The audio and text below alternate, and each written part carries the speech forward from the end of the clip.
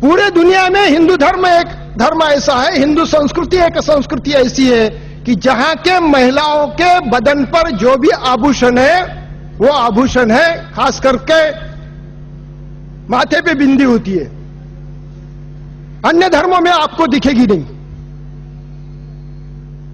हाथ में कंगन होते हैं, पांव में क्या बोलते हैं उसको हमारे मराठी में, पंजेब, हाँ पैजन नहीं, वो खास करके वो जोड़ा वो होता है, नाक में नथ होती है और गले में मंगलसूत्र होता है। आपने कभी सोचा भी नहीं होगा कि ये सारे के सारे आभूषण, सारे के सारे लक्षण गुलामी के हैं। आर्यों ने इस देश के मूल निवासियों को पर आक्रमण करने के बाद मूल निवासी भारतीयों का पराभव हुआ, उनके मर्दों को मारा गया। आक्रमणकारी आर्यों ने अपने साथ महिलाएं नहीं लाई थी और दुनिया का कोई आक्रमणकारी अपनी महिला साथ में नहीं ले जाता, ये मानवीय इतिहास है। तो मूल निवासी भारतीयों को मारने के बाद उनकी पत्नियों को इन्होंने गुलाम बनाया और मारे हुए पति का लाल खून उसके भाल प्रदेश पर लगाया और कहा कि ये ऐसा ही रहने दो ताकि तू मेरी दासी है, गुलाम है, ये मैं पहचान सकूं। और इसीलिए बिंदी का रंग लाल होता है। अब फैशन के कारण किसी भी तरह की बंदी लगा देती है, वो बात अलग है। ये आक्रमणकारी आर्यों का जो वाहन था वो तो घोड़ा था, ऊंट था। ये घोड़ा और ऊंट अपने देश से नहीं है। मूल निवासी भारतीयों का वाहन था वो बैल था, गाय थी, भैंस थी, इस प्रकार के जानवर थे। और आप अगर गौर से देखें तो ये ऊंट को और घोड़े को कब्जे में रखने के लिए क्या किया जाता है, नाक में नथनी डाली जाती है और उसको एक फिर रस्सी बांध के खूंटे को बांध दिया जाता है। पांव में लोहे का कंगन होता है, उसको रस्सी बांध के खूंटे को बांध दिया जाता है। ये घोड़े को और ऊंट को कब्जे में रखने के लिए जिसका वापर किया गया वही वापर इस महिलाओं को कब्जे में रखने के लिए किया गया है। इस ऊंट और घोड़े के नाक की जो नथनी है इसकी बेसर बन गई, नथ बन गई और इनके नाक में डाल दी। पांव में जो लोहे का वो कड़ा होता था उसको मिनी कर दिया और उसके पांव की उंगली में डाल दिया। अब रही बात मंगलसूत्र की, जरा जोर से आवाज देना, मेरा सवाल बहुत इजी है।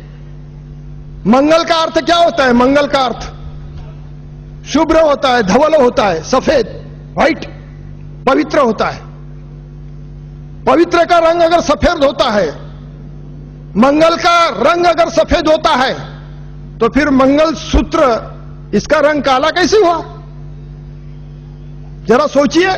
हम विचार परिवर्तन की बात करें, धर्म परिवर्तन का मतलब विचार परिवर्तन होता है। अगर विचार परिवर्तन होता है तो इस बात पर गौर कीजिए कि काला रंग निषेध का रंग है और पवित्रता का रंग है सफेद। तो फिर ये मंगलसूत्र काला कैसे हुआ? अच्छा, मूल रूप से वैदिक वांग्मय में भी जो विवाह सूत्र है वो विवाह सूत्र में भी क्या लिखा है वो भी आप पढ़िए। हमारे धम्म में जो विवाह सूत्र है उसमें भी क्या लिखा है पढ़िए।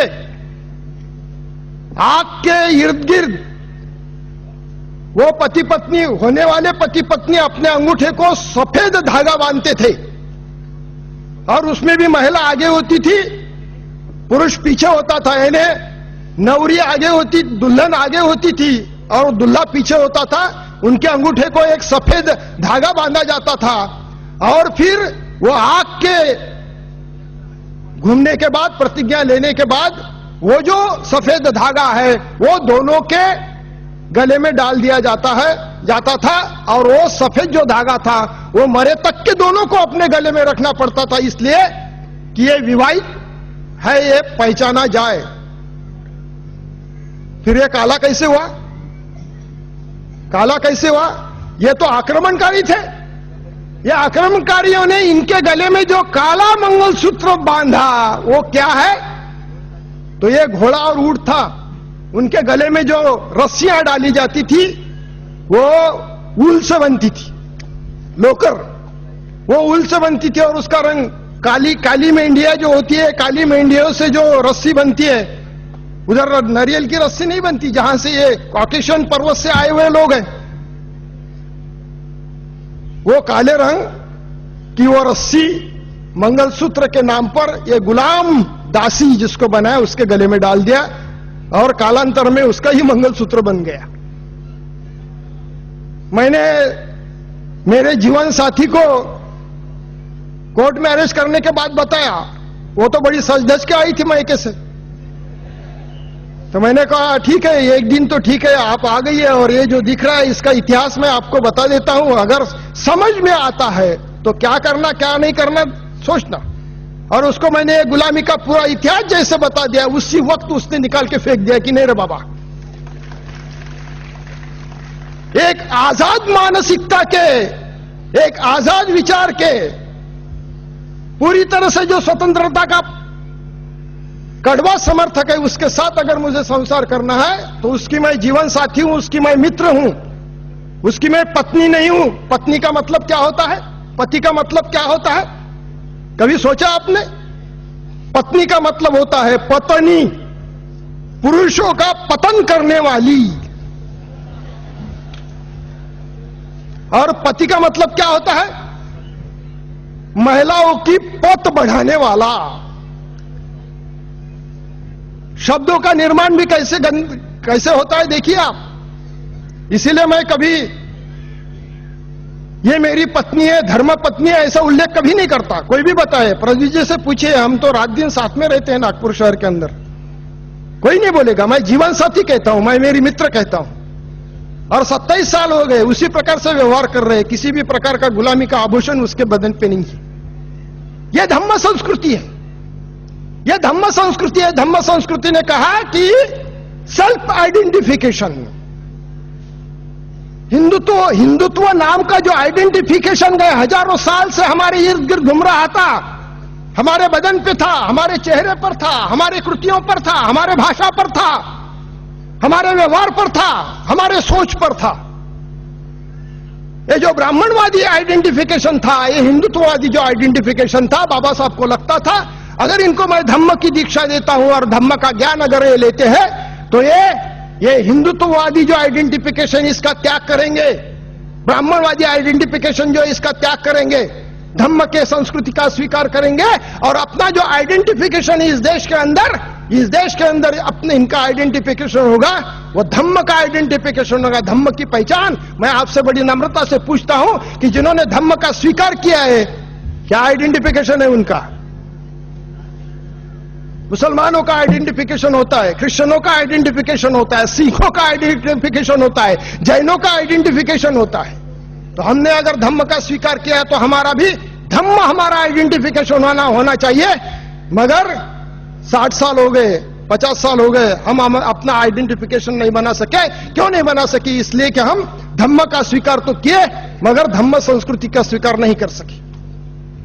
जहां तक के संस्कृति का एक उदाहरण मैंने आपको दिया है, ज्यादा मैं दे नहीं सकता कि इसलिए डोगरा जी इधर बैठे।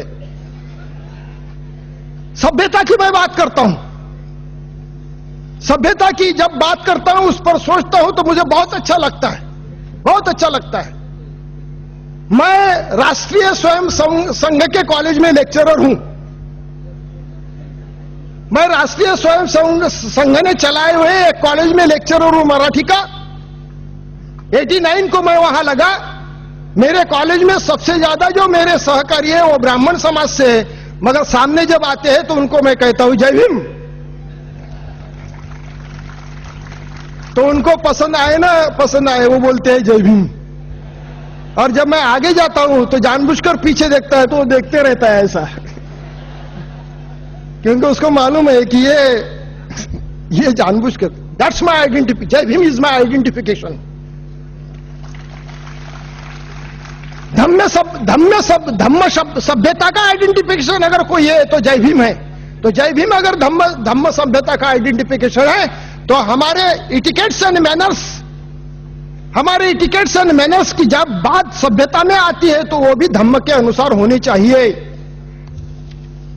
जब भी मैं मेरे किसी तो भी मित्र के साथ बात कर रहा था, धम्म का स्वीकार करते हैं, बाबा साहब आंबेडकर का जय जयकार करते हैं, मगर अपने बच्चे को अगर स्कूल में भेजने की जब भी बात आती है तो डॉक्टर बाबा साहब आंबेडकर कॉन्वेंट या बाबा साहब आंबेडकर विद्यालय या बाबा साहब आंबेडकर महाविद्यालय में नहीं भेजते।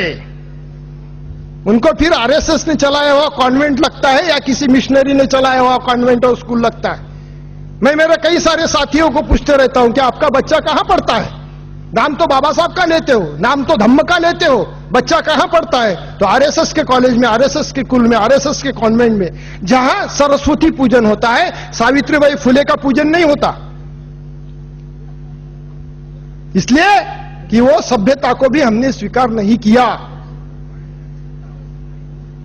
जहां तक व्यवस्था की बात है, व्यवस्था के धम्म व्यवस्था, डॉक्टर बाबा साहब आंबेडकर ने हमको जो भारतीय संविधान दिया, उस भारतीय संविधान को जो अभिप्रेत है, वो व्यवस्था के प्राथमिक अवस्था में हम नहीं है। इसीलिए तो बामसेफ का गठन हुआ, इसीलिए तो बामसेफ काम कर रहा है, ताकि इस भारत में धम्म व्यवस्था प्रस्तापित हो जाए, भारतीय संविधान के अनुसार व्यवस्था प्रस्तापित हो जाए, बहुजनवादी व्यवस्था प्रस्तापित हो जाए। कल भी मैं बात करते वक्त मैंने कहा कि हमको हमारी सोच की पार्श्वभूमि क्या है, ब्राह्मणवादी है कि बहुजनवादी है? हमारे सोच की पार्श्वभूमि जब तक के बदलती नहीं, तब तक के धम्म को अभिप्रेत जो व्यवस्था है, वो व्यवस्था का निर्माण नहीं होता। बाबा साहब को जो अभिप्रेत है, उस व्यवस्था का निर्माण नहीं होता।